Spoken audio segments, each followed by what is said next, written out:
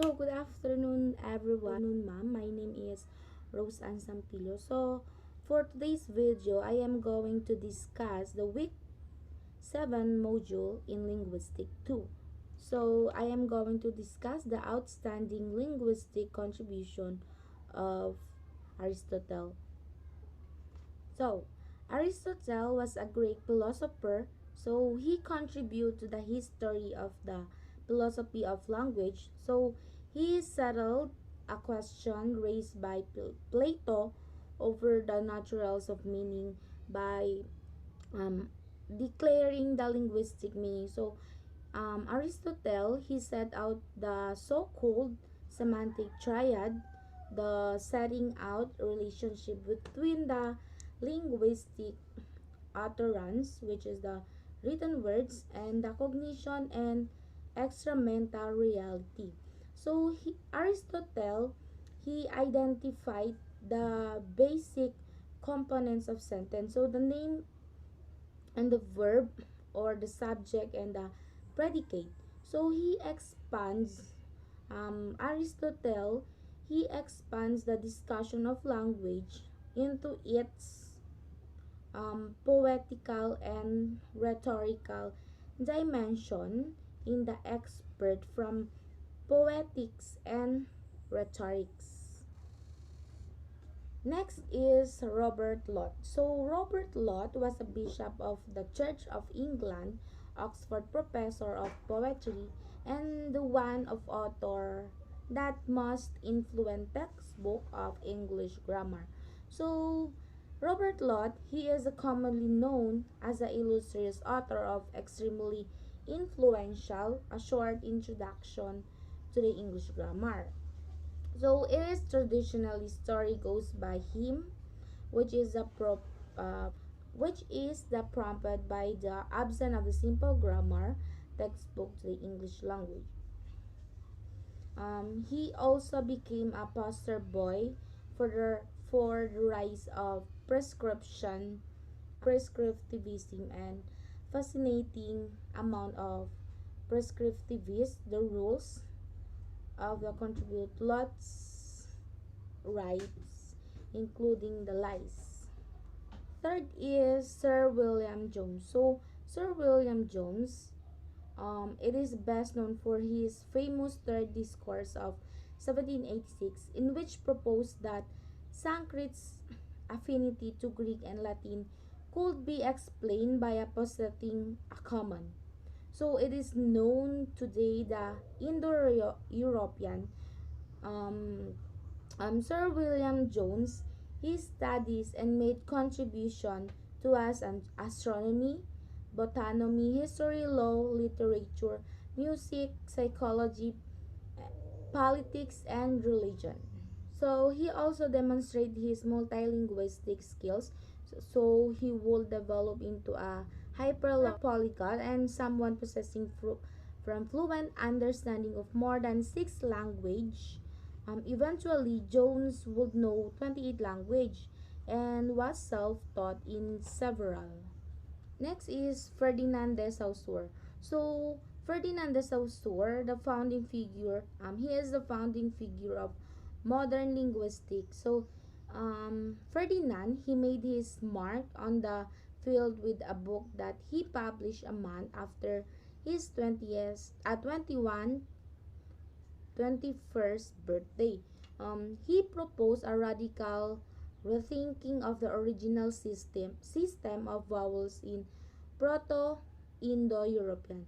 Um, he developed an approach after the nature of language.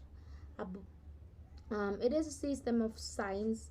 So each signs consisting of a signifier, which is the sound pattern, and signified, which is the concept.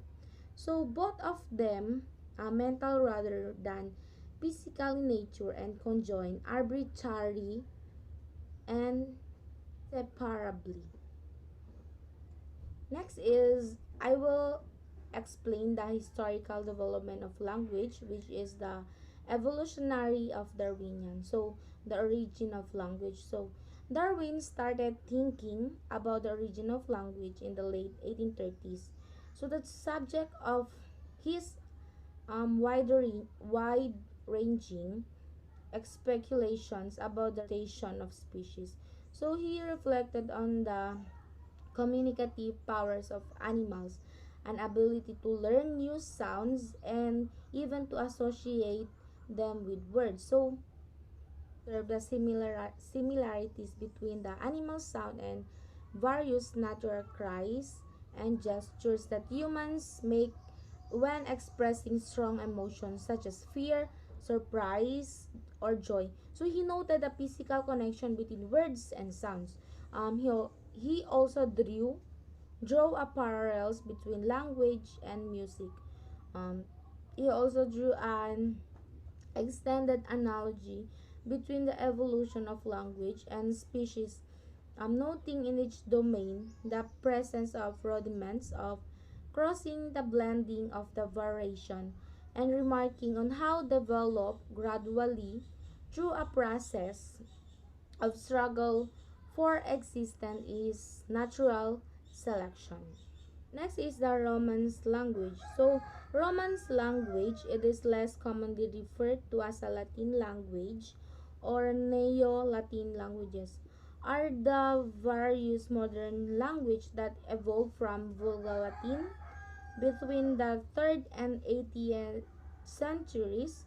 So they are subgroup of the Italic language in the Indo-European language family. Next is Germanic language or language family. So Germanic language are it is a branch of a Indo-European language family spoken natively by a population of about 515 million people, mainly in Europe. In North America, there are three groups. First is the Indo-European languages. Second is the Sino-Tibetan language. We'll discuss the Indo-European languages. So Indo-European languages are a language family native to the overwhelming majority of Europe. So the Iranian plateaus and northern India subcontinent. Next is the Sino-Tibetan language, a group of language that includes both Chinese and Tibetan Burman languages. In terms of numbers of speakers, they constitute the world's second largest language family over Indo-European. It is including more than 300 language and more dialects. And now I will explain the Grimm's law. So what is Grimm's law mean? So in description as a regular in Indo-European language, it is formulated by Jacob Grimm's um, in his grammatic. It is pointed a prominent correlation between the Germanic and other Indo-European language of Europe and Western Asia. He defines the relationship. Grimm's law defines the relationship between certain stop consonant in Germanic languages and their original in Indo-European. It has changed the way are pronounced.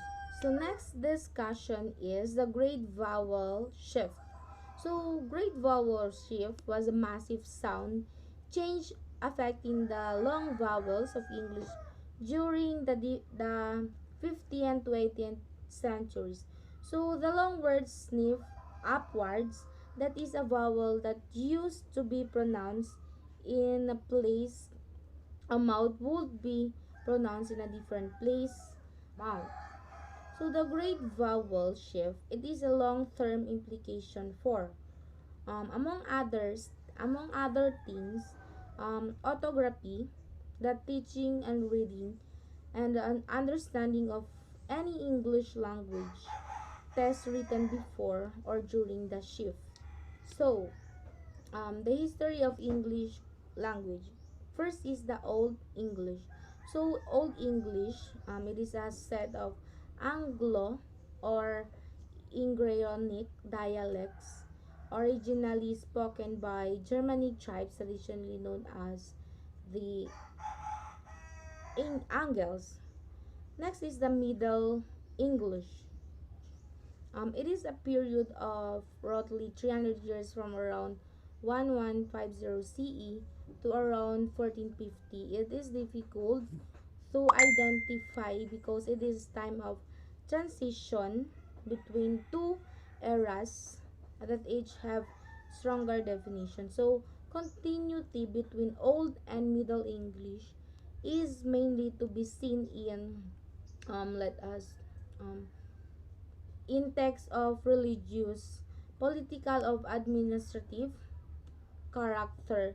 So it is explained the sounds, spelling, grammar, and our vocabulary. So that is next is the Middle English. Ah, next is the Modern English.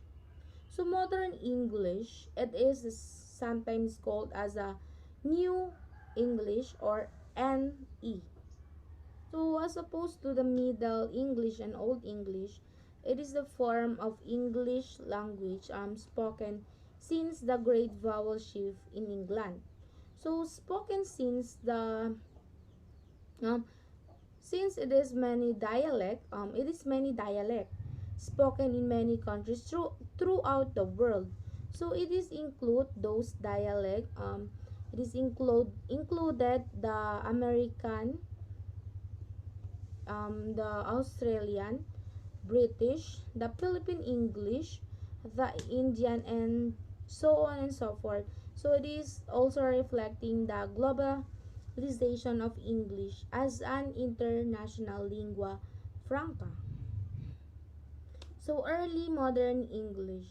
So the meaning of it is the stage of English language from the beginning of the period to English interregnum and restoration, or from the transition from Middle English and the late 15th century to 10th, 17th century. So late modern English.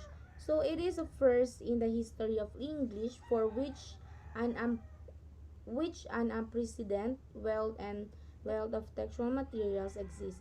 So using increasingly sophisticated databases, the contribution of this volume explore grammatical usage from the period.